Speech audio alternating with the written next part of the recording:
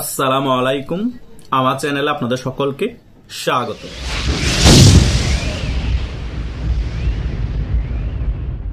Doctor ইউনূসের kangaroo court নাকি fascist Sheikh হাসিনার ফাঁসির রায় দিয়েছে।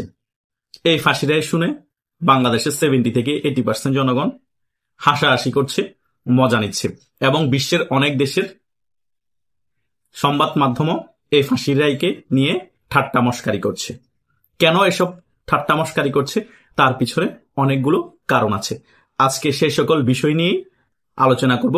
আশা করছি আপনারা সকলে শেষ পর্যন্ত ভিডিওটি দেখবেন, সকল বিষয় ক্লিয়ার হয়ে যাবে। প্রথমত, শেখ হাসিনা এবং আসাদুজ্জামান খান কামাল নাকি পুলিশদেরকে নির্দেশ দিয়েছে গুলি করার জন্য এবং সে কারণে পুলিশ গুলি করে মানুষ হত্যা করেছে। শেখ হাসিনার যে রায় হয়েছে সে রায়ের মধ্যে আবু সাইদ হত্যা মামলাও কিন্তু ছিল। একটা জিনিস লক্ষ্য করেন, যেদিন আবু সাইদকে পুলিশে রাবার বুলেট নিক্ষেপ করে গান থেকে, তখন কিন্তু আবু সাইদ মৃত্যুবরণ করেননি। আবু সাইদ মৃত্যুবরণ করেছিল পাথরের আঘাতে এবং রক্তক্ষরণের কারণে। তবুও আমি ধরে নিলাম পুলিশের গুলিতে আবু সাইদের মৃত্যুবরণ হলো এবং সেটা নির্দেশ শেখ হাসিনা দিল। কিন্তু শেখ হাসিনার সে কারণে ফাঁসির রায় হলো, আসাদুজ্জামান খান কামালের ফাঁসির রায় হলো, আইজিবি মামুন সাহেবের কিন্তু ফাঁসি রায় হলো না। তিনি রাজসাক্ষী হওয়ার কারণে তার 5 বছরের কারাদণ্ড হলো। কিন্তু যেই সকল পুলিশ আবু সাইদকে গুলি করেছিল তাদের ব্যাপারে কোনো কথা হয়েছে কোর্টে? তারা কোথায়? তাদের কি বিচার হবে না? তার মানে কি নির্দেশদাতার ফাঁসি হয় কিন্তু যে গিয়ে হত্যা করবে তার কোনো বিচার হবে না? বাংলাদেশে আইন এটাই বলে? কোন জায়গায় আছে এই আইন? শেখ হাসিনা যদি নির্দেশদাতার কারণে তার ফাঁসির রায় হয়, আসাদুজ্জামান খান কামালা যদি নির্দেশদাতার কারণে ফাঁসির রায় হয়, যারা এই 800 হত্যা করেছে যে সকল পুলিশ, তাদেরকে খুঁজে বের করেন, তাদের তো ডাবল ফাঁসি হওয়ার কথা। তারা তো মেরেছে, তাই নয় কি? নির্দেশদাতা বড় অপরাধী না? যারা হত্যা করে তারা বড় অপরাধী। যারা অপরাধী মেইন, যারাই হত্যা করেছে বলছেন আপনার, পুলিশ হত্যা করেছে, তাদের বিচার কোথায়? তাদেরকে তো আমরা কাঠগড়ায় আনতে দেখলাম না। আইন কি বলে? আমার ছোট একটি মনে এটা প্রশ্ন। তার মানে এই বিচারটাতে অনেক আগে থেকে রেডি করা ছিল, নাটক সাজানো ছিল, কাকে ফাঁসি দিবে, কাকে কয় বছরের জেল দিবে, কি ধরনের নাটক মন্তস্থ করবে, সকল বিষয়। সে কারণে বিশ্বের নামি দামি মানবাধিকার সংস্থা এবং জাতিসংঘ যাই বলেন না কেন, এই হিউম্যান রাইটস ওয়াচের যিনি মুখপাত্র আছেন তিনি ক্লিয়ারলি বলেছেন যে এই রায় সুষ্ঠু হয়নি এবং ন্যায়সঙ্গত হয়নি। এটা কিসের আলামত? তারা ভালো করে জানে এটা নাটক সাজিয়েছে। একটা দেশের প্রধানমন্ত্রীকে 1.5 বছরের ভিতর মামলার রায় দিয়ে ফাঁসি দিয়ে দেওয়া হচ্ছে, তার পক্ষের কোন আইনজীবীকে দাঁড়াতে দেওয়া হয়নি। তার মানে তড়িঘড়ি করে কোন রকম নাটক সাজিয়ে ফেলেছে। এখন কোন রকমে ফাঁসিরে দিয়ে দিতে হবে যাতে নির্বাচনের আগে শেখ হাসিনা দেশে আসার পথ একেবারে বন্ধ হয়ে যায়। এগুলা জাতিসংঘ বুঝে, আন্তর্জাতিক মানবাধিকার সংস্থা সকলেই বুঝে, যুক্তরাষ্ট্র ভিত্তিক অ্যামনেস্টি ইন্টারন্যাশনাল তারাও ক্লিয়ারলি বলেছেন এই রায় সুষ্ঠু এবং ন্যায়সঙ্গত হয়নি। আরো সময় নেওয়ার প্রয়োজন ছিল, আরো তদন্ত করার প্রয়োজন ছিল। আমার কথা হচ্ছে, শেখ হাসিনার বিরুদ্ধে যদি অনেক বেশি রাষ্ট্রপক্ষের কাছে এভিডেন্স থাকে, তাহলে শেখ হাসিনার পক্ষে অনেক শক্ত একজন আওয়ামী লীগের আইনজীবী দাঁড়াতে দিলে সমস্যা কি হতো? তারা তো অটোমেটিক্যালি হেরে যেত ওই এভিডেন্সের কাছে। দাঁড়াতে দেয়নি যখন এবং এত তড়িঘড়ি করে যখন রায়ের ঘোষণা করে দেওয়া হচ্ছে, তার মানে বোঝা যাচ্ছে শেখ হাসিনার বিরুদ্ধে কোনো শক্ত এভিডেন্স বা যুক্তি তাদের কাছে নাই। শেখ হাসিনার পক্ষে যদি শক্ত একজন আইনজীবী দাঁড়াতো এবং সে যদি লড়তো এবং এভিডেন্স দেখাতে পারতো, তাহলে শেখ হাসিনার ফাঁসি রায় হতো না এবং হয়তো বা সাজাও হতো না। বাস্তবতা, কারণ যারা হত্যা করেছে তাদেরকে আইনের আওতায় আনা হয়নি, নির্দেশদাতাদেরকে ফাঁসি রায় শোনানো হচ্ছে এবং কিভাবে হত্যাগুলো হয়েছে সেগুলোরও কোনো প্রুফ নাই। এইদিকে মুগ্ধ যে হত্যা হয়েছে, মুগ্ধকে কে হত্যা করেছে এটার কোনো প্রুফ নাই। পুলিশ হত্যা করেছে, কোনো প্রমাণ আছে? শেখ হাসিনার নির্দেশে যে মুগ্ধ হত্যা হয়েছে তার কোনো প্রমাণ আছে? তাকে স্নাইপার গুলির মাধ্যমে ফায়ার করে হত্যা করা হয়েছে। পুলিশ কি স্নাইপার ব্যবহার করে? এগুলো কোনো প্রশ্ন করা হয়েছে? আর প্রশ্ন করলে এগুলোকে আমরা জানতে পেরেছি কি এভিডেন্স দেখিয়েছে শেখ হাসিনার বিপক্ষে।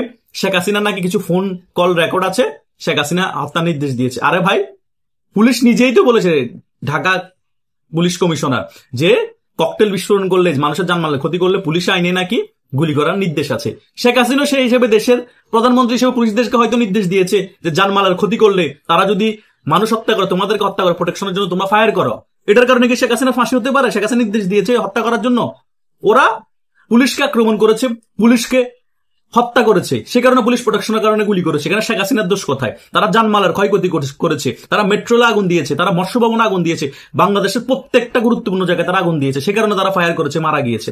শেখ হাসিনা এখানে নির্দেশ দিয়েছে কি আবার? হ্যাঁ, উনি দেশের প্রধানমন্ত্রী, দেশের জানমাল রক্ষা করবে না, মানুষকে প্রোটেক্ট করবে না, সে কারণে নির্দেশ তো দিবেই। সে কারণে আর কি কারণে ফাঁসি হবে, কোন যুক্তি দিয়ে ফাঁসি হবে? এগুলো হাস্যকর বিষয়। বহির্বিশ্বের মানবাধিকার সংস্থা যারা আছে তারা বিবৃতি দিচ্ছে, তারাও হাসছে। আর ইন্ডিয়া তো ফলাভাবে সকল কিছু প্রচার করছে এই সকল ক্যাঙ্গারু কোর্টের নাটক নিয়ে। এগুলা কারণে শেখ হাসিনা আরো বেশি জনপ্রিয়তা অর্জন করেছে, বিশ্বের কাছে আরো বেশি গ্রহণযোগ্যতা অর্জন করেছে। এখন অনেকেই বলছে শেখ হাসিনা চ্যাপ্টার নাকি এখানে ক্লোজ।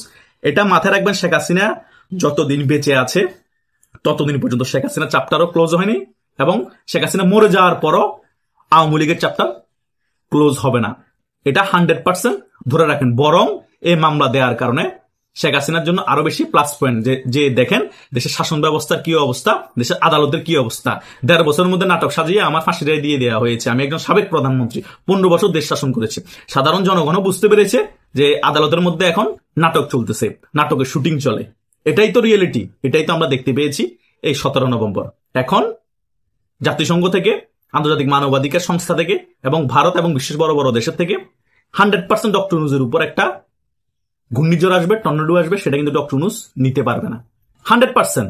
কারণ তারা এখন নির্বাচন দেওয়ার জন্য পাগল হয়ে গিয়েছে। আওয়ামী লীগ ছাড়া পাতানো নির্বাচন ফেব্রুয়ারিতে, সেই বিষয় নিয়ে তো বিশ্বের বিভিন্ন বড় বড় দেশ প্রেসারে রেখেছে। ভারত আরো উস্কে দিচ্ছে অন্যান্য দেশকে প্রেসারে রাখার জন্য। জাতিসংঘ এই ব্যাপারে অনেকবার কথা বলেছে, মানবাধিকার সংস্থা যতগুলো আছে তারাও কথা বলেছে। তো ডক্টর ইউনূস চারিদিক থেকে ঘিরে আছে, যে কোনো মুহূর্তে ডক্টর ইউনূস বিস্ফোরিত হয়ে ফুটে মারা যেতে পারে, হয়তোবা ব্রেন স্ট্রোক করবে টেনশনে, বা হার্ট অ্যাটাক করে মারা যেতে পারে খুব সন্নিকটে সে সময়টা। কারণ চারিদিকের প্রেশার নেওয়ার মতো ওই বয়স ডক্টর ইউনূসের নাই। ডক্টর ইউনূসকে যেভাবে ব্রেন ওয়াশ করে, ডক্টর ইউনূসকে যেভাবে ব্যবহার করতেছে এখন জামাত ইসলামী, সেটা জামাত ইসলামীর জন্য ভবিষ্যতের রাজনীতির জন্য কত বড় বুমেরাং হবে, এবং ডক্টর ইউনূসের ফ্যামিলির জন্য এবং ডক্টর ইউনূসের প্রতিষ্ঠানের জন্য কত বড় বুমেরাং হবে, সেটা ডক্টর ইউনূস ভুলে গিয়েছে প্রতিহিংসা রাজনীতির কারণে। কারণ ডক্টর ইউনূস চিন্তা করেছে যে আমাকে আওয়ামী লীগের আমল অনেক বেশি হয়রানি করেছে, আমি এর ক্ষমতায় আছি, আমি এর শেষ দেখিয়ে ছাড়বো। সেই কারণে প্রতিহিংসার কারণে শেখ হাসিনার সাথে এবং আওয়ামী লীগের সাথে এই সকল কার্যকলাপ করছে। যেমনি নাচাচ্ছে জামাত ইসলাম এনসিপি, তেমনি ডক্টর ইউনূস নাচছে। কিন্তু সকল কিছু ধ্বংস করে দিয়েছে বাংলাদেশের রাজনীতি এই ডক্টর ইউনূস। কেন? কারণ ডক্টর ইউনূস রাজনীতিবিদ না, ওনাকে দিয়ে অনেক কিছুতে মিসইউজ করে ফেলা হয়েছে। এটা বাংলাদেশের জন্য ভবিষ্যতে অনেক বেশি কাল হয়ে দাঁড়াবে, অলরেডি কাল হয়ে দাঁড়ানো শুরু করেছে। কারণ বাংলাদেশের রাজনৈতিক ব্যালেন্স একেবারে ধ্বংস করে দিয়েছে ডক্টর ইউনূস। বাংলাদেশের ভবিষ্যৎ এখন অন্ধকার, অন্তত গণতন্ত্রের দিক থেকে এবং রাজনীতির দিক থেকে।